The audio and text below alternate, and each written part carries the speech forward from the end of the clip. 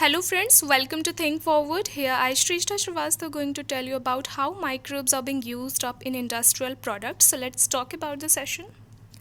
Microbes industrial products में use कैसे होते हैं उसके बारे में आज हम बात करेंगे। तो माइक्रोब्स की अगर हम बात करें तो वो टाइम इमेमोरियल से ह्यूमन बींग्स के लिए बहुत ही ज़्यादा वैल्यूएबल हैं, बहुत ही ज़्यादा यूज़फुल हैं। चाहे वो बेवरेजेस हो, एंटीबायोटिक्स हो, सीवेज ट्रीटमेंट हो, फर्मेंटेड बेवरेजेस हो या फिर अदर केमिकल्स, एंजाइम और बायोएक्टिव मॉलिक्यूल्स भी होते हैं जिसमें हम माइक्रोब्स का यूज़ करते हैं। तो बहुत ही ज़्यादा इंपॉर्टेंट हो जाता है हमारे लिए इनके बारे में स्टडी करना। सो आज हम एक एक करके उसके बारे में बात करेंगे।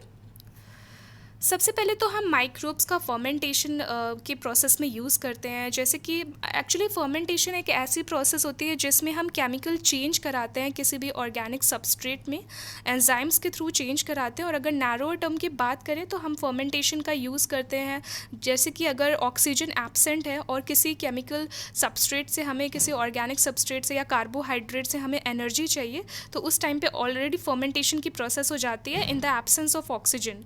तो फर्मेंटेशन बहुत ही ज़रूरी होती है ये प्रोसेस इन टर्म्स ऑफ, अगर हम माइक्रोब्स की बात करें इंडस्ट्रियल प्रोडक्ट्स में यूज़ कैसे करते हैं उसके बेसिस पे।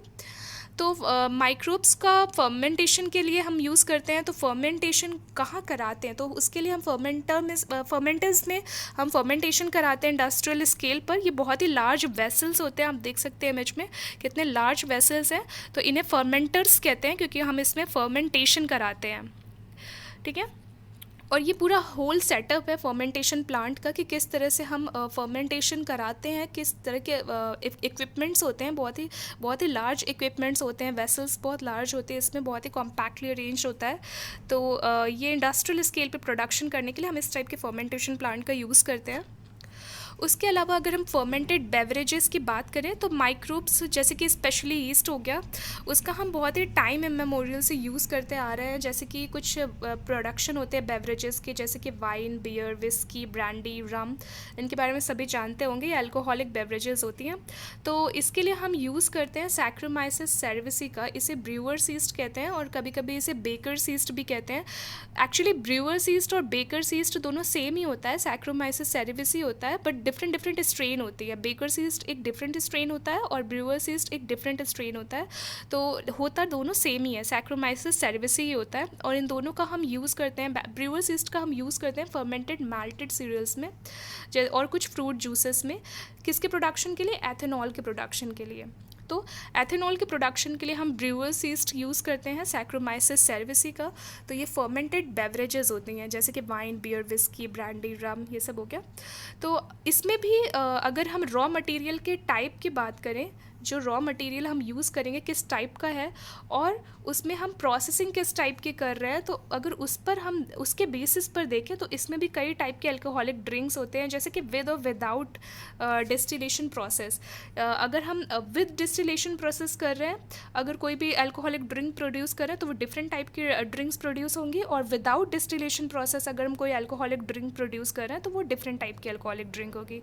जैसे कि अगर हम बात करें डिस्टिलेशन प्रोसेस के बाद जो ड्रिंक्स प्रोड्यूस होती है, जैसे कि अगर हम अल्कोहलिक ड्रिंक्स की बात करें तो जो वाइन और बियर होती है वो विदाउट डिस्टिलेशन प्रोड्यूस होती है, जबकि विस्की, ब्रांडी, रम होता है तो वो क्या होता है, वो डिस्टिलेशन की प्रोसेस के बाद प्रोड्यूस होते हैं। तो ये बहुत ही ज़्यादा जो फर्मेंटेड ब्रोथ होता है उसके डिस्टिलेशन के बाद ये प्रोड्यूस होते हैं। तो इस तरह से डिफरेंट टाइप्स के फर्मेंटेड बेवरेजेस का हम यूज़ करते हैं। और अगर हम एंटीबायोटिक्स की बात करें तो एंटीबायोटिक्स में भी हम माइक्रोब्स का यूज़ करते हैं। एक्चुअली जो माइक्रोब्स यूज़ करते हैं हम, एंटीबायोटिक्स क्या होते हैं? एंटी मीन्स होता है अगेंस्ट और बायो मीन्स लाइफ। तो अगर हम टुगेदर इनको कॉन्स्टिट्यूट करें तो ये अगेंस्ट लाइफ हो गया in the context of disease causing organisms. Means against life means ज़िंदगी के खिलाफ नहीं है, मीन्स कि वो डिजीज़ कॉजिंग ऑर्गेनिजम्स के अगेंस्ट है। ठीक है। तो अगर हम ह्यूमन बींग्स के रिस्पेक्ट में बात करें तो इसका मीनिंग डिफरेंट हो जाता है, इसे हम प्रो लाइफ कहते हैं क्योंकि एक्चुअली ये हमें लाइफ थ्रेटनिंग डिजीज़ से बचाता है, तो इसीलिए हम इसे प्रो लाइफ कहते हैं। और एंटीबायोटिक्स की अगर हम डेफिनेशन देख लें तो एंटीबायोटिक्स ऐसे केमिकल सब्सटेंस सब्सटेंसेस होते हैं जिनका प्रोड्यूस माइक्रोब्स ही करते हैं, और वो अदर माइक्रो ऑर्गेनिजम्स की या माइक्रोब्स को किल कर देते हैं या फिर उनकी ग्रोथ को रिटार्ड कर देते हैं, जो डिजीज़ कॉजिंग माइक्रोब्स होते हैं उनकी।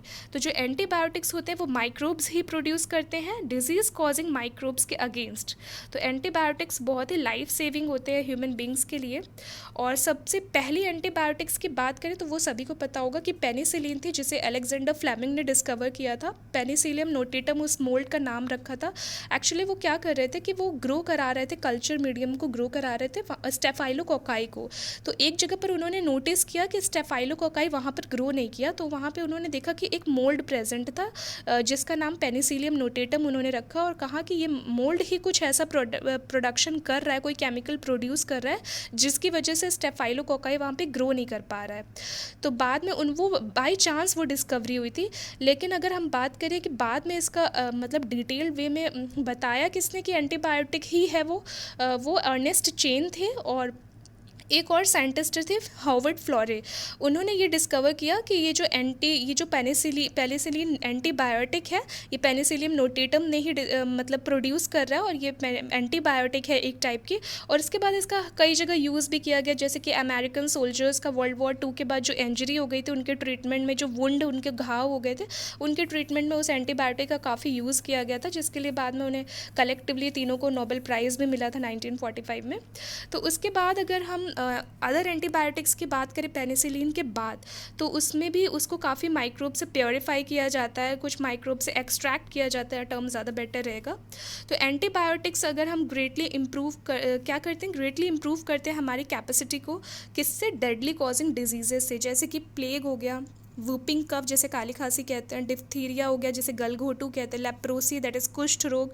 तो ये बहुत सारे के डिफरेंट डिजीज़ है जो millions of people all over the globe लोगों को किल करते हैं, और हम इमेजिन नहीं कर सकते अपनी लाइफ विदाउट एंटीबायोटिक्स के। तो बहुत ही ज़्यादा एसेंशियल होता है यहाँ पे माइक्रोब्स का रोल, इंडस्ट्रियल स्केल पर भी और कॉमर्शियल स्केल पर भी। तो अगर हम केमिकल्स, एंजाइम और अदर बायोएक्टिव मॉलिक्यूल्स की बात करें जो माइक्रोब से प्रोड्यूस होते हैं, तो बहुत ही ज़्यादा इंपॉर्टेंट हो जाता है, क्योंकि जो माइक्रोब्स होते हैं वो कुछ ऑर्गेनिक एसिड्स हो गए, अल्कोहल्स हैं, एंजाइम्स हैं, उनके प्रोडक्शन में भी यूज़ होते हैं कॉमर्शियल स्केल पर। तो एग्जांपल्स की अगर हम बात करें कुछ एसिड प्रोड्यूसर्स की, तो जो एस्परजिलस नाइगर होता है वो एक फंगस है जो सिट्रिक एसिड के लिए यूज़ होता है प्रोडक्शन के लिए। एसिटोबैक्टर एसिटाई भी एक बैक्टीरियम है, और वो एसिटिक एसिड के कॉमर्शियल प्रोडक्शन के लिए यूज़ होता है। क्लॉस्ट्रीडियम ब्यूटाइलिकम एक बैक्टीरियम है जो ब्यूटाइरिक एसिड के प्रोडक्शन के लिए यूज़ होता है। और जो लैक्टोबैसिलस है वो सभी जानते होंगे कि लैक्टिक एसिड के प्रोडक्शन के लिए यूज़ होता है, और वो एक बैक्टीरियम है। तो जो यीस्ट होता है जिसे हम सैक्रोमाइसिस सेरेविसी कहते हैं, वो कॉमर्शियल प्रोडक्शन के लिए यूज़ होता है, किसके? एथेनॉल के लिए। और माइक्रोब्स जो प्रोडक्शन के एंजाइम्स के प्रोडक्शन के लिए यूज़ होते हैं वो भी बहुत ही ज़्यादा डिफरेंट वेराइटीज़ के होते हैं, जैसे कि लाइपेजेस नाम से ही पता चल रहा है कि ये लिपिड का डिग्रेडेशन करता है। तो ये क्या करते हैं, इसका यूज़ हम डिटर्जेंट फॉर्मुलेशंस में करते हैं कि जो जैसे कि अगर किसी लिपिड वाली चीज़ का अगर लॉन्ड्री पे दाग लग गया है तो उसको रिमूव करने के लिए ऑयली स्टेन्स है, वो लिपिड ही है एक टाइप का, तो ऑयली स्टेन्स को हम लॉन्ड्री से रिमूव करने के लिए लाइपेजेस का यूज़ करते हैं। तो ये जो लाइपेजेस होते हैं वो बहुत ही ज़्यादा इम्पॉर्टेंट हो जाता है डिटर्जेंट फॉर्मुलेशंस के लिए, ठीक है। उसके अलावा अगर हम किसी मेडिकल फील्ड की बात करें तो वहाँ पर भी हम माइक्रोब्स का यूज़ करते हैं, जैसे कि स्ट्रेप्टोकाइनेज हो गया, इसका प्रोडक्शन हम करते हैं स्ट्रेप्टोकॉकस से, और इसको जेनेटिकली भी मॉडिफाई करते हैं। इसको क्लॉट बस्टर कहते हैं। क्यों इसको क्लॉट बस्टर क्यों कहते हैं? क्योंकि ये क्लॉट्स को रिमूव करता है ब्लड वेसल्स में। जैसे कि कोई हार्ट पेशेंट हो गया, उसको हार्ट अटैक ना हो, उसके लिए क्या करना होगा, उसके वेसल्स में, ब्लड वेसल्स में ब्लड क्लॉट ना बने, उसके लिए हम क्लॉट बस्टर स्ट्रेप्टोकाइनेज देते हैं। और इस स्ट्रेप्टोकाइनेज के देने के बाद जो क्लॉट बनने की टेंडेंसी होती है वो कम हो जाती है। तो इसका जो मायोकार्डियल इन्फेक्शन में हम बहुत ज़्यादा यूज़ करते हैं, तो माइक्रोब्स बहुत ज़्यादा यूज़ होते हैं मेडिकल फील्ड में भी। उसके अलावा कुछ अदर बायोएक्टिव मॉलिक्यूल्स भी होते हैं, जैसे कि साइक्लोस्पोरिन ए हो गया, इसका यूज़ हम इम्यूनो सप्रेसिव एजेंट के फॉर्म में यूज़ करते हैं, जैसे कि ऑर्गन ट्रांसप्लांट की केसेस में होता है। ऑर्गन ट्रांसप्लांट किसी में कराना, किसी पेशेंट में, तो as a immunosuppressive agent के फॉर्म में यूज़ करते हैं। क्या करता है इम्यूनो सप्रेसिव एजेंट? ये क्या करता है, जैसे कि हम कोई फॉरेन ऑब्जेक्ट, ऑर्गन का ट्रांसप्लांट कर रहे हैं हम, तो बॉडी क्या करती है, बॉडी मतलब as a foreign object direct उसको डिटेक्ट ना करे, मतलब उसको इसीलिए उसका जो इम्यून रिस्पॉन्स है उसको सप्रेस कर देती है। ये साइक्लोस्पोरिन इम्यून रिस्पॉन्स को सप्रेस कर देती है, जिससे वो ऑर्गन ट्रांसप्लांट को फॉरेन ऑब्जेक्ट डिटेक्ट ना करे, तो उसके अगेंस्ट एंटीबॉडी ना बने। इसलिए हम साइक्लोस्पोरिन ए का यूज़ करते हैं ऑर्गन ट्रांसप्लांट में, और इसके लिए हम फंगस का यूज़ करते हैं जिसका फॉर्म नाम है ट्राइकोडर्मा पॉलीस्पोरम। उसके अलावा स्टैटिन्स होता है जिसे हम मोनास्कस परप्यूरियस से प्रोड्यूस करते हैं, ईस्ट है ये, और इसका हम कॉमर्शलाइज्ड यूज़ करते हैं ब्लड कोलेस्ट्रॉल लोअरिंग एजेंट के फॉर्म में। ये क्या करता है कि ब्लड कोलेस्ट्रॉल को कॉम्पिटिटिवली इनहिबिट करता है, इस एंजाइम को। ये क्या करता है, कोलेस्ट्रॉल की सिंथेसिस करता है ये एंजाइम, तो इसको ये मतलब कॉम्पिटिटिवली इनहिबिट करके ब्लड कोलेस्ट्रॉल लोअरिंग एजेंट के फॉर्म में वर्क करता है। क्या, स्टैटिन्स। क्लियर है? So this is all for today. In the next video, I'll talk about how microbes are being used up in sewage treatment. So don't forget to watch the next video. Before that, please like, share and subscribe to my channel and comment in the comment section below. Thank you so much.